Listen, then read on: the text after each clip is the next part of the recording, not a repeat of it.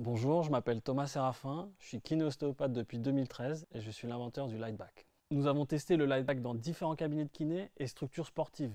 J'espère qu'elle permettra aux kinésithérapeutes et aux prépas d'aider au mieux leurs patients. Je suis le docteur Bello, Cyril, je suis médecin.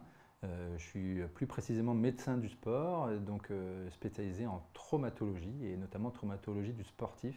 C'est jamais simple de faire la part des choses entre une sciatique, la sciatique qu'on connaît, que tout le monde connaît, qui a une origine lombaire, une origine rachidienne. Nous, c'est pas de ça qu'on parle, on parle de la sciatalgie tronculaire basse.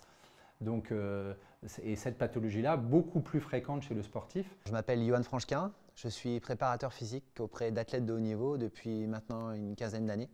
Alors j'utilise le Lightback de deux façons différentes. La première, c'est en amont de la séance, avant d'attaquer l'échauffement, on va dire, pour avoir un gain d'amplitude optimale au niveau de la sacro-iliaque.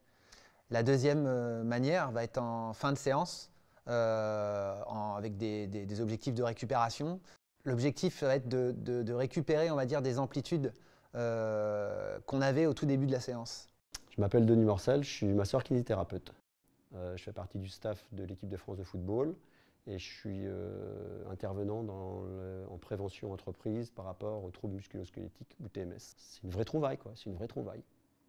Ça supprime un geste qui est très difficile à effectuer avec une compression abdominale ou sternale et avec une traction en prenant appui sur la table.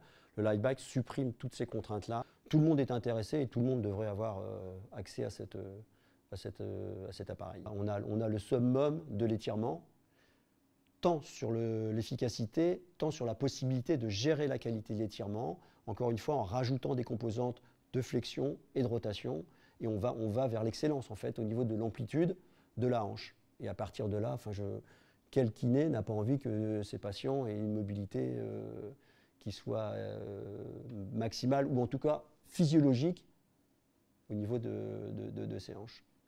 Alors le Lightback a un impact anatomique. Il y a les pathologies vraiment liées à la colonne vertébrale et les pathologies liées à une compression du nerf sciatique plus basse sous les muscles fessiers et sous les muscles piriformes. Jusqu'à maintenant, on n'avait pas grand-chose pour aller vraiment taper sur cette pathologie-là.